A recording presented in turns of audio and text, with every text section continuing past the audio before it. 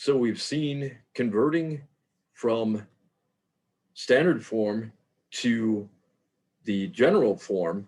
What about going backwards from the general form to the standard form?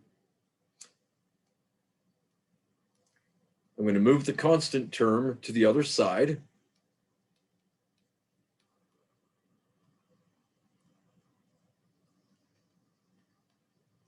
By adding 79.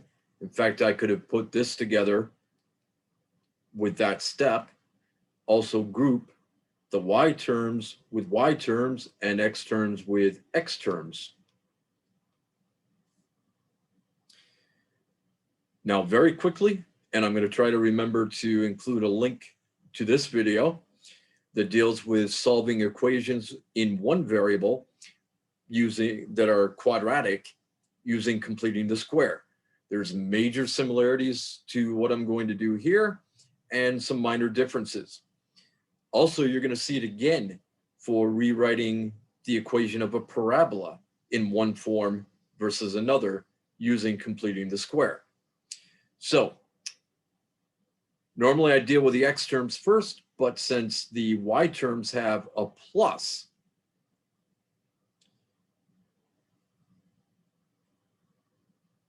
imagine that that's a square that is y by y. The length and width are both y. Then the area is y squared. Therefore, 16 times y, you could either view that as the area of a rectangle with one side measuring y units and the other measuring 16.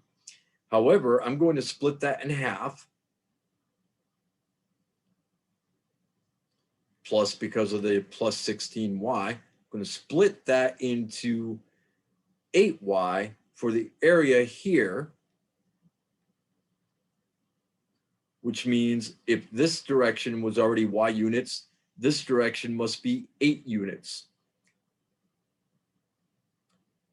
Make a copy of that over here with the same area.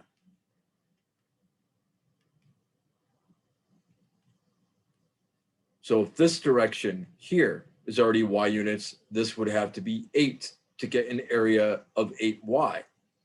That gives us a little portion here that is a square that is 8 by 8 or 64 units. I'm going to have to add 64 to both sides.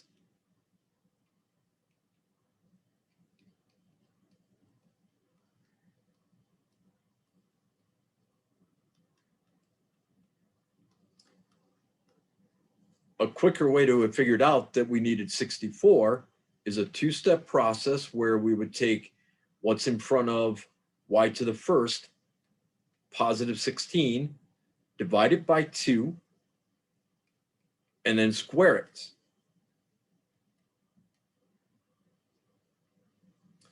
If I do the same for the x's,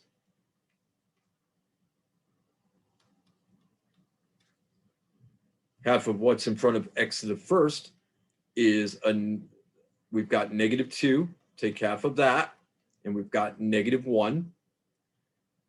Squaring that, we have -1 times -1 is +1.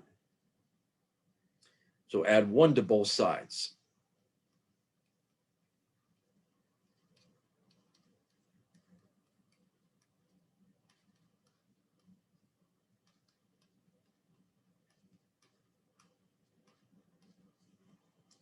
Now, on the one hand, 79 plus 64 plus 1 is 144.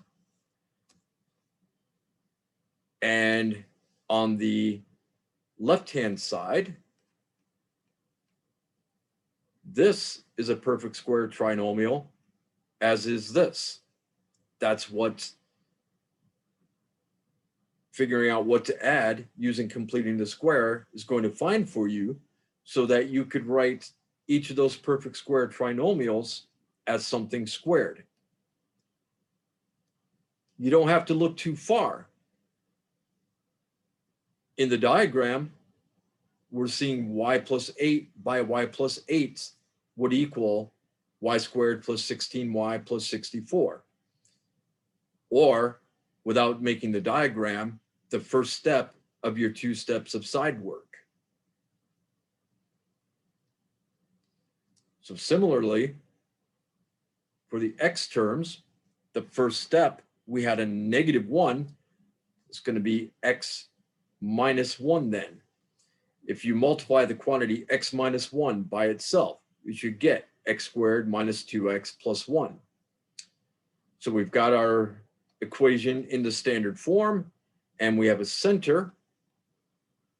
Remember the reversal of the operations you see in the parentheses versus the signs of the coordinates. The radius is not 144, r squared is, so the radius r equals 12. That's all for now. I hope this has helped, and if it has, please like the video, subscribe to the channel, and if you know someone else studying some of the same material, share it with them. I'll see you in the next one.